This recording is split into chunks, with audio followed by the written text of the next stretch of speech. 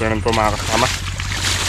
Matagal-tagal po tayo hindi nakapag-vlog dahil sira nga po yung cellphone, tapos wala pa po yung memory card. Sira din yung memory card ng camera. Bali, patubig po tayo ng sitaw. Mahigit sa linggo na pong hindi umuulan. Noon araw-araw yung ulan.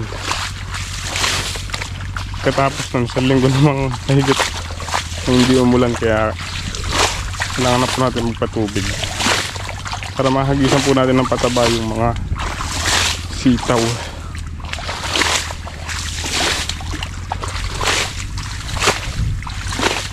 Ang bagong grass cutter po yan kahapon.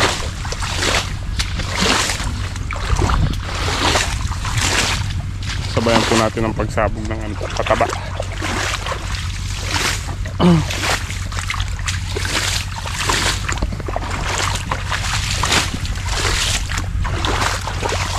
Kumukulog pero hindi naman uulan kasi mainit pa rin yung sikat ng araw. Nalalanta na po yung sitaw, kaya kailangan na natin magpatubig.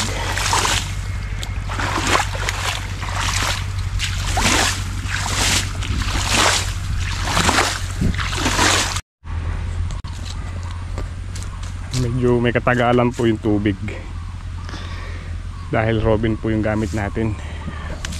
Sumabay pa naman po yung yung ilog. Nagbawas po ng tubig yung delta. Kaya di nakasasayad yung hindi nakakahigop ng Voltron. Kaya obligado po tayo mag Robin muna.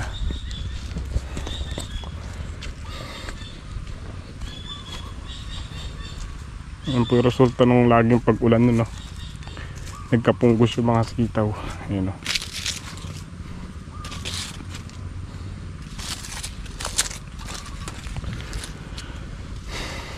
nalaglag po yung kanilang mga dahon sa ilalim, tapos may nagkatama rin po yung puno nila. Ayun, yung mga kanyo natutuyo. Ang inaasahan na lang po natin yung taas.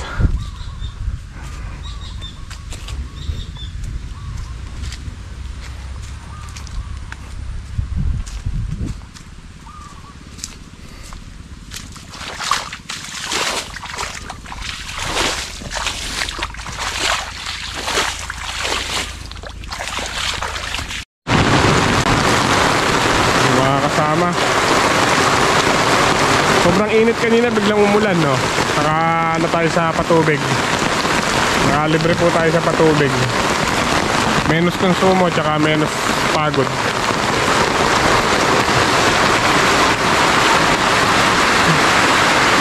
Kung magtatagal po yung ulan, madilim Kung anong init kanina, siyang lamig ngayon. Pati sa kabila, yung kala Teo, gusto ng mga halaman nila.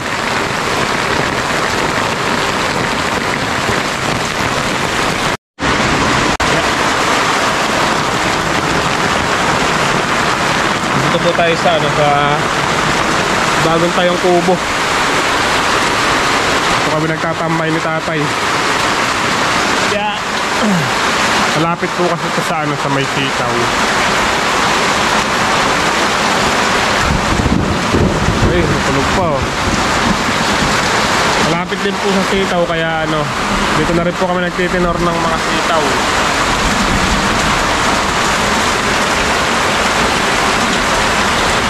Buti na lang umulan. Pabor lahat ng gulay dito sa lugar po natin. Kalabasa, sitaw, sa kabila sili, ampalaya, upo, patola.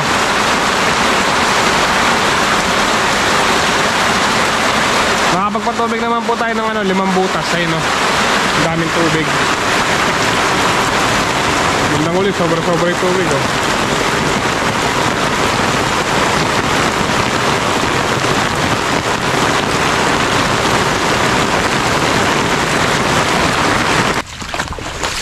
Nakasama, tumila na po yung ulan. Daming tubig lakas kasi ng ulan, nakasama. Tubig lahat.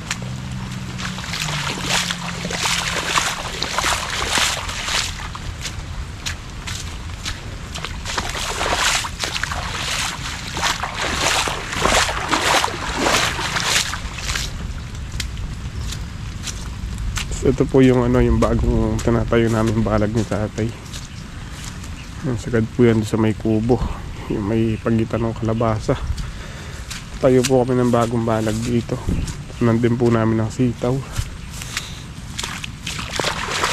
Ano lang po 13 tudling pero maluluwag. Siguro mga nasa ano yung luwag nito, 15 feet. Yung iba yung mga nasa ano to, 16 ganun. Hindi kasi pare-parehas eh. Tinapatan lang po namin yung mga pagitan ng kalabasa para hindi po sayang yung lupa.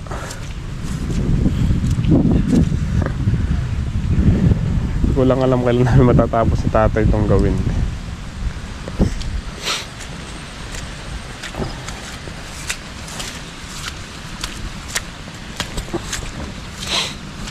Nagbaha na. Bagay yung tubig po dito saglit lang. Maya-maya lang wala na rin yun.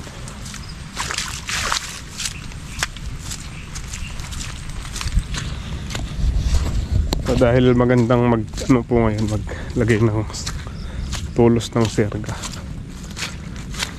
Tapusin ko na tong side na to hanggat malambot po yung lupa. Yung mga kalabasa na to kanina lantay yung dahon bago umulan. Ayan, nakapag-recover na.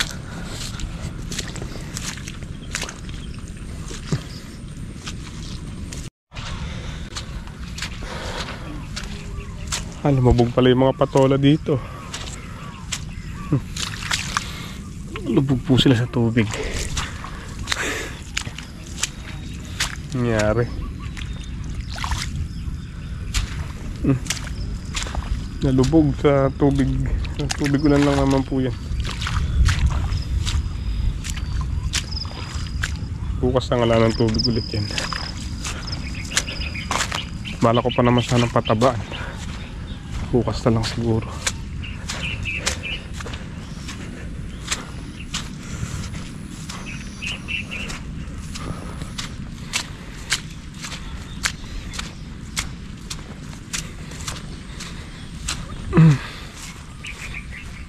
Hindi pa rin po tapos grass cutterin yung gawin. Good morning po mga kasama. Tagal-tagal po tayong hindi nakapag-vlog. Update po tayo sa mga ano, sa mga lumang sitaw. Wala na po silang dahon. Siguro nakaano na po tayo dito, 15 na pitas. At update din po tayo sa presyo ng sitaw ngayon.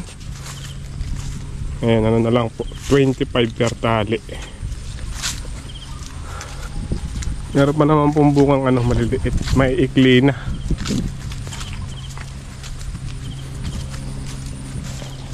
Yan po yung tira nung ano, laging umuulan.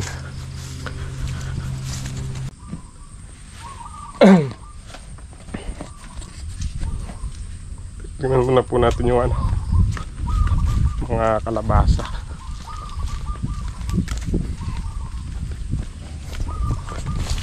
May buko po sila pero wala pang bulaklak. Yung mga tanim nating saban na saging, bumubulas na sila.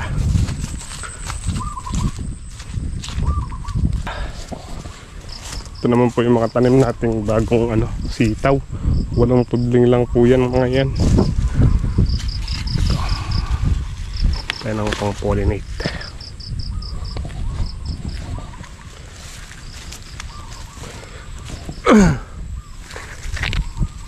Mababa na halos lahat ng gulay mga kasama. Kalabasa lang daw po yung mataas kaso wala pa tayong mapitas. Kasalukuyan pa lang pong nag-ano. Kinuha po natin yung pinaka gitna ng lalaki, tapos ikakadkad lang po natin sa loob nitong ano, bunga.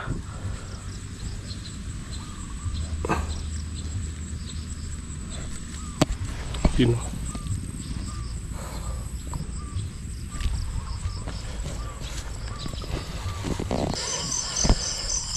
Good morning po mga kasama. Aga po tayong lumusong at namulaklak po kami ng kalabasa ni Juris. Si Juris. Kukunin pa po natin yan nandito. Dala na ni Juris yung dalawang bundle. Maga lang naman po yung bulaklak ng kalabasa. So, bali lumusong po kami alas 3 ng daling araw. Natapos po kami ng oras na ba? Yan, magsi 6:15 AM. Halos na tayong namulaklak. 3 oras at kalahati. Tagal din. I-deliver po natin itong mga to sa mga talipapa at sa palengke. Sa palengke may order po tayong tawag dito 50 na tali. So kada tali po 10 piso ang kuha nila. So 500 pesos po yung sa palengke. Tapos yung sa talipapa may kumukuha po ng 10 tali, may 6 na tali, ganun.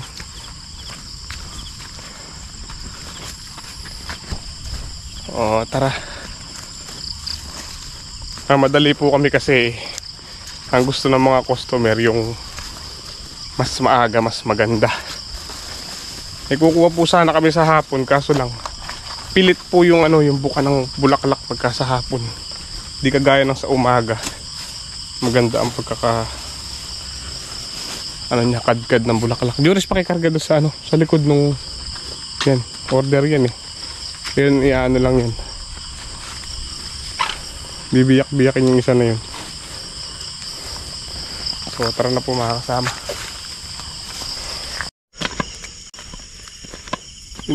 Morning po mga kasama. Maaga po kaming lumulusong ni tatay. Oras na ba?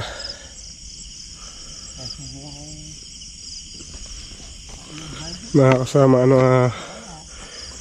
3:10 AM. Bali maaga po kaming lumulusong ni tatay dahil mulaklak po kami ng kalabasa. Mga kalabasa natin, kinukuhanan po natin ng bulaklak, tapos dinideliver po natin sa palengke tsaka sa mga talipapa. Maliwanag po yung buwan ngayon, pero kailangan pa rin natin ng flashlight kasi yung mga bulaklak di natin sila masyadong makita dahil medyo pa sila nakasarap pa.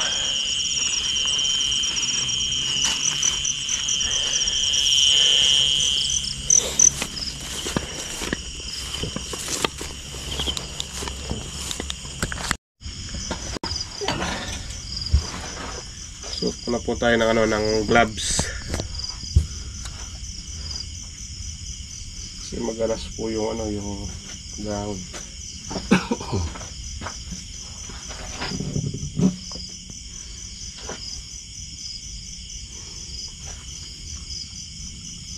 Tatali yun tayo tambeng. Putang masala na bagyan.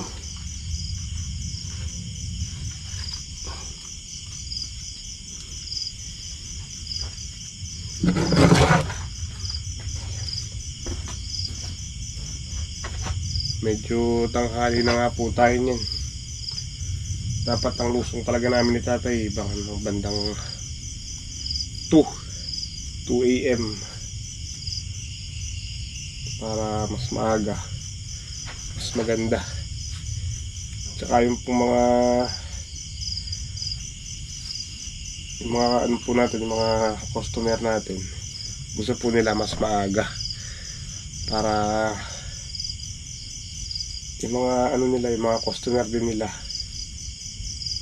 nakabili po ng mas maaga, kasi yung iba pagka tanghali na nakabili na po ng ibang ulam, kaya yun nahihirapan silang magpaubos. So tara. Ito po tayo, kailangan natin ng gunting. Mga kasama, maliwanag na. Oras 5:30 AM. Pwede na tayo magpatay ng ilaw. Tapos na rin po tayo kumuha ng bulaklak. Tatali na lang po tayo niyan.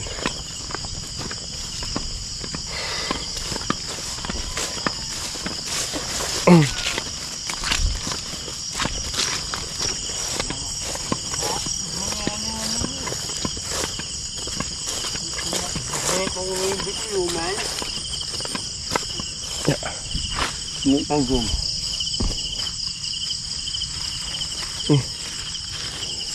Ito po itatali natin. 10 bulaklak tsaka 2 talbos.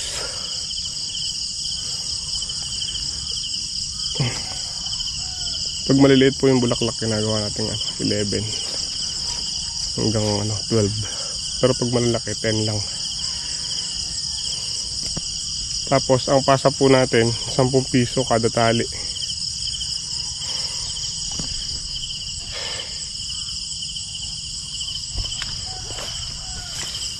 Pwede na rin.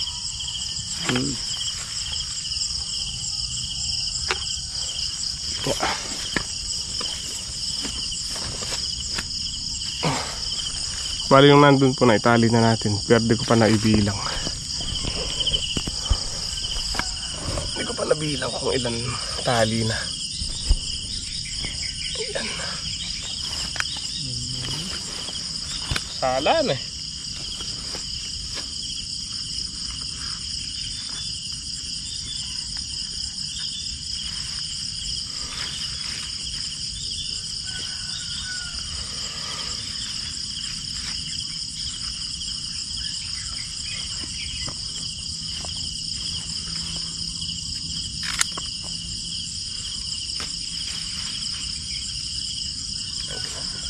Lagyan po natin ng 2 talbos.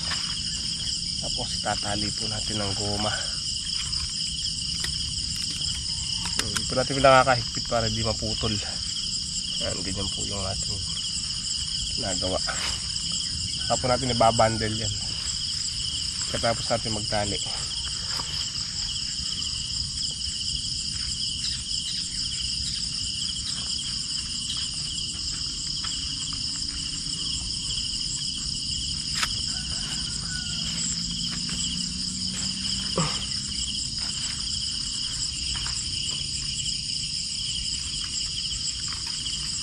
Mga pa-order po natin yan, yung mga suki natin, hihintay na yan.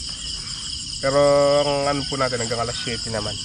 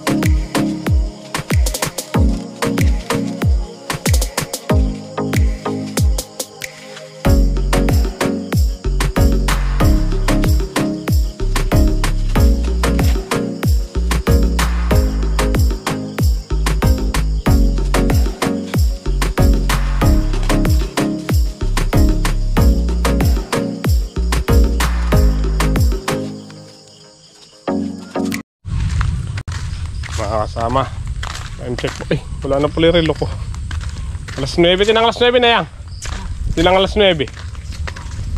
Pero sa alas 9 na po siguro niya, no, mahigit. Galing na po tayo ng palengke. At nakabalik na po tayo ulit sa bukid. Shoutout sa mga kasama natin dito, kay Sean Freddy at kay Sean Teo. Ang kasama. Yun, matagal-tagal po tayo hindi nakapag-vlog. Bablog po natin yung mga palayan nila, you know. Yung drop dead na, ano ba to, bungang? Yun, bungang mistisa. Lalaki oh.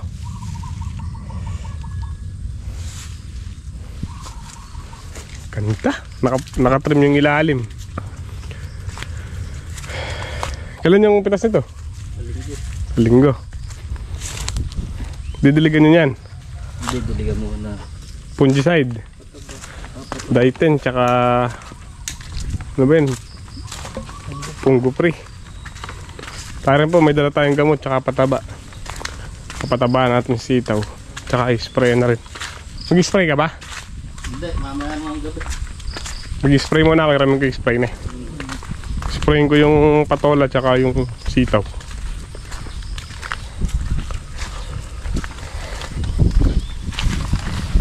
Nagamitin niyo Robin. Uwi ko sa bahay. Yung mga kasama, tapos na po tayong mag-spray ng patola at sitaw. Napansin ko lang sa patola, tinutuka sila ng ibon, yung bunga po na ganyan kalalaki oh. Ito nasundot to ng fruit fly. Nahinog eh. Nilalawit po natin yung mga nakasabit para hindi masyadong bumaloktot.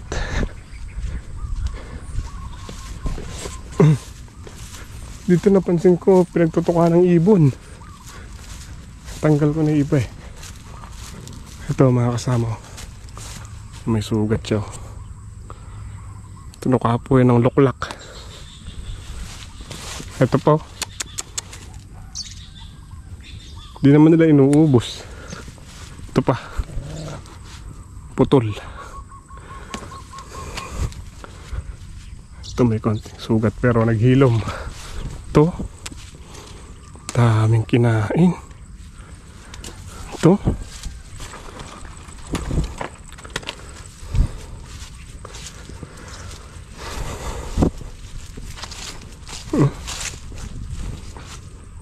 yung sar na yung putol yun ah.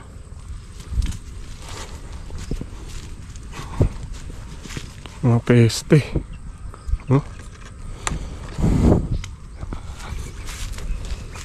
Dami. Ayan, nandito yung mga luklak ko nasa saresa. Shhh ha! Shhh ha! Yun o. Ay hindi, bato-bato pala yun.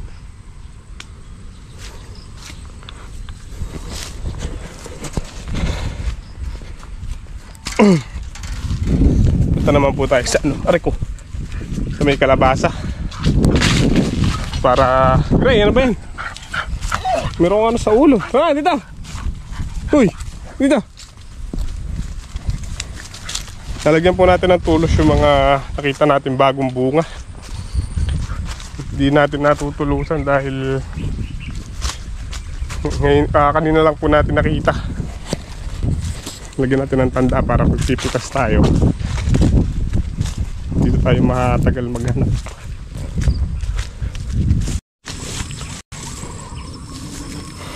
Yun ang mga kasama yung bunga ng mga kalabasa. Yung may tulos. Yung dito, doble pa. Dalawa yung bunga niya dito.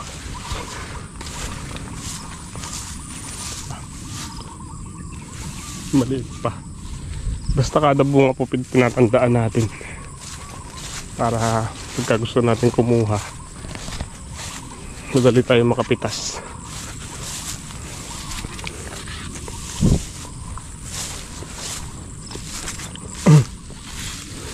Tapos sinasapinan po natin ng ano,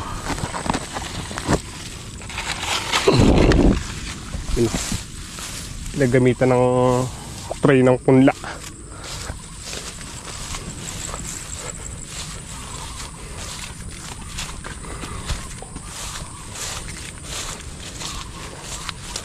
So nakapag-harvest na po tayo dito, dalawang bunga. Dalawang kalabasa. Tumimbang po ng 7 kilos yung dalawa. Di po sila ganun kalalaki. Di rin po ganun kaliliit. Katamtaman lang yung bunga.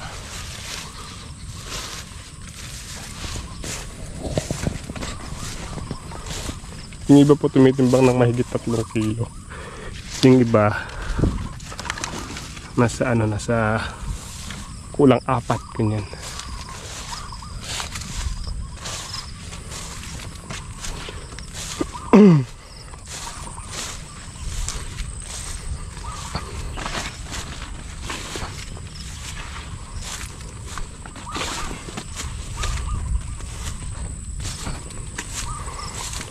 Harvest nga pala tayo ng ano ngayon mga kasama. Pipitas po tayo ng siling talbusin. Ito. Gaganto kalaki yan. Mahigit 3 kilo na po yung ganyan kalaki. Saka ito. Mahigit 3 kilo.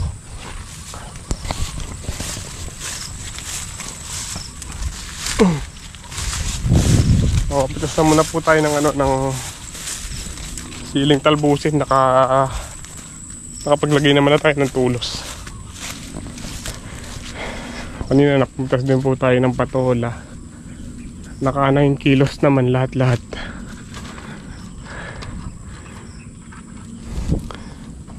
May kaagaw po tayo sa bunga ng patola, mga ibon na luklak.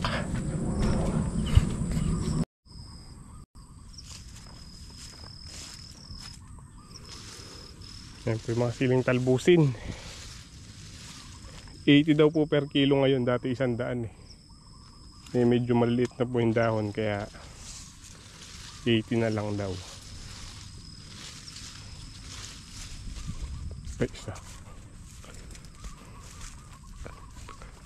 Tapos dito po tayo magtatanim ng kalabasa ulit tayo, Naibalangan na po natin.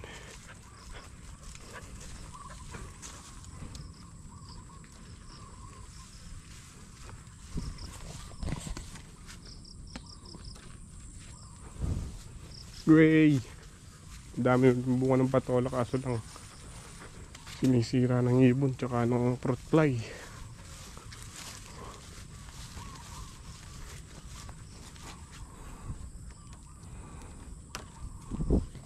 Tatay Sis ko po nando sa may sitaw. Nagpapataba po siya ng sitaw.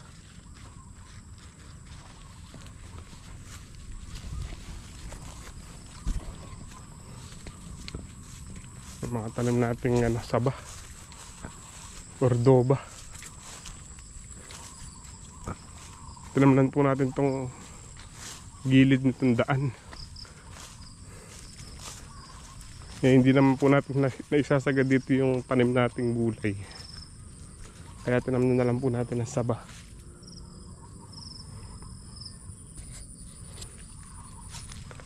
Po yung ating mga sitaw.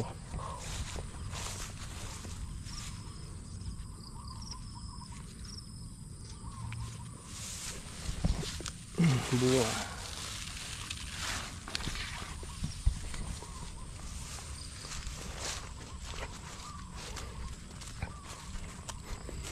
Tay, oras ng goma. Goma. Kailangan po natin ng goma. Pantali do sa siling talbos.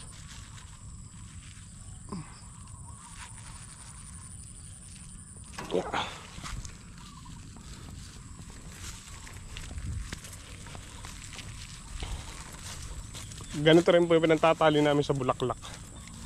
Goma ng sitaw.